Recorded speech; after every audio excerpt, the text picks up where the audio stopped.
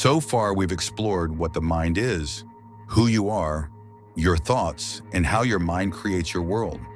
We've discovered there's no permanent I, just a constantly changing process, arising moment by moment. But now a crucial question emerges. Why does all of this matter? Why is this so important? The Buddha spent countless years understanding these truths for one reason: to understand suffering and to end suffering. Welcome back to the Dharma Scientist. Today we begin exploring the Buddha's most essential teaching, the Four Noble Truths. Four truths that, once understood, can completely transform your life. Today, the first truth: dukkha, but not in the way you might think. When most people hear the word dukkha, they think, the Buddha is saying life is miserable, painful, dark. But that's not quite right. The Buddha wasn't a pessimist. He was a realist. He didn't see the world as dark. He saw it clearly. Here's the difference. Most people go through life jumping from pleasure to pleasure, thinking they can avoid suffering. But the Buddha said, as long as you're trying to avoid suffering, you don't understand it. Understand suffering, then you can be free from it. This is an empowering message, not a destructive one. So what does dukkha actually mean? It's not just pain, it's not just sadness, and it's definitely not everything in life is terrible. The Buddha was a sensitive human being. He laughed, he smiled, he spent time with loved ones. He didn't reject life, he saw its nature. The Buddha described dukkha in three forms. Let's understand each one. First, Dukkha-Dukkhatā, the suffering of pain. This is the suffering we all recognize. Physical pain, illness, aging, death, emotional pain, sadness, fear, anxiety, loss, failure, heartbreak. This is obvious. We all know this suffering, but this is only the first level of dukkha. Most people stop here. They think, yes, life has pain, but there are happy moments too. True, but let's look at the second level. Second, Vipariṇāma-Dukkhatā, the suffering of change. This is the suffering that comes from change. Everything changes, everything passes. You have a pleasant moment, a delicious meal, time with loved ones, a beautiful sunset. You enjoy it, you want to keep it, but it passes. The meal ends, friends go home, the sun sets, and there's a subtle ache, dissatisfaction, emptiness. Why didn't this last longer? This is Vipariṇāma-Dukkhatā, the suffering inherent in impermanence itself. Think about this carefully. Think of the happiest moment of your life, a beautiful vacation, falling deeply in love, a major achievement. Now ask, where is that moment now? It's gone. You might have a happy memory, but the actual experience, vivid, fresh, real, it's in the past. And no matter what you do to bring it back, you can't recreate it exactly. What makes this suffering?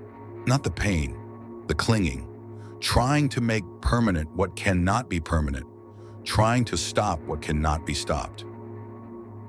Third, Saṅkhāra-Dukkhatā, the suffering of conditioned existence. This is the deepest one. This is the suffering inherent in conditioned existence itself.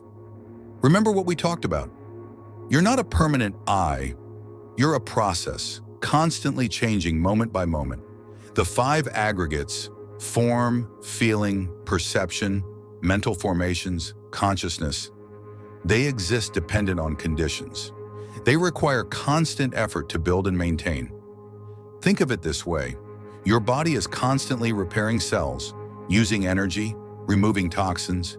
If it stops, you die. Your mind is constantly sustaining consciousness. Thoughts arise and pass. Feelings arise and pass. Constant activity. And all of this depends on conditions. If you're hungry, your mind changes. If you're tired, your mind changes. If someone says something to you, your mind changes. You're never completely stable, never completely secure, never completely in control.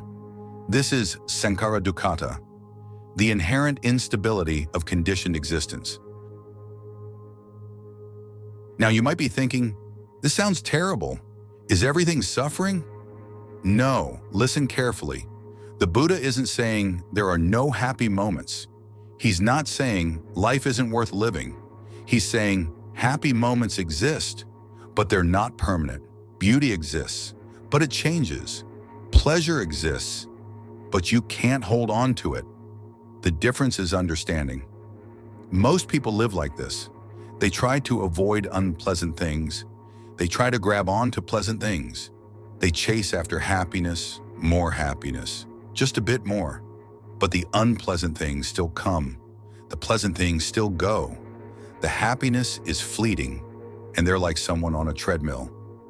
Running, running, running, but never finding real peace. The Buddha said something different. Don't try to stop the treadmill. Understand the treadmill. See how it works, and learn how to be free from it. Understanding suffering isn't being pessimistic. It's being wise. It's the first step. Seeing the problem. Until you see the problem clearly, you can't solve it. But to see it clearly, to see its root causes, that's power. Let's make this practical. Think about your life from this morning. You woke up, maybe comfortable, maybe not. Parts of the day were good, parts were challenging, but there's something constant, a subtle dissatisfaction. I felt satisfied with this, but now I'm hungry. I'm happy with this, but I still have more to do. I found this peace, but I'm worried it will end. Or maybe you're experiencing things like grief for someone you lost, worry about some problem, health, money, relationships, frustration that something didn't go as you wanted. All of this, arising and passing, is dukkha. But here's the key thing. The Buddha isn't saying there's nothing you can do about life. He's saying this is the normal human condition, but it doesn't have to be the final destination. There's a way out. Now, what we've covered today is an introduction to dukkha, the first noble truth. But I want you to know, this is just the beginning. In future episodes, we'll go much deeper into understanding dukkha in practical, everyday terms. We'll explore how to recognize the subtle forms of dissatisfaction in your daily life, why even pleasant experiences contain the seeds of suffering, how our constant striving and becoming creates an underlying restlessness, the relationship between attachment, aversion, and suffering. We'll make this teaching come alive through direct observation of your own experience, because understanding dukkha isn't just philosophical, it's deeply practical. It's about seeing clearly what's happening in your life, right now, moment by moment. And that clear seeing is the foundation for everything that follows. So the first noble truth, dukkha exists. It's not just simple pain, it's the suffering that comes from change. It's the instability of conditioned existence. This isn't a pessimistic message. This is the first step. A doctor must first diagnose the illness. Only then can they heal it. In our next episode, we'll explore the second and third noble truths. How does dukkha arise, and how can dukkha be stopped? This is the real good news. Suffering may exist, but it's not inevitable. There is a way out, and we'll explore it together. This week, observe your life gently, without judgment. Don't look for suffering, just watch attentively. In happy moments, notice that they change. In challenging moments, notice that they pass. This observation, this seeing of impermanence, this is where wisdom begins. And wisdom is the path to freedom. Thank you for walking this path with me.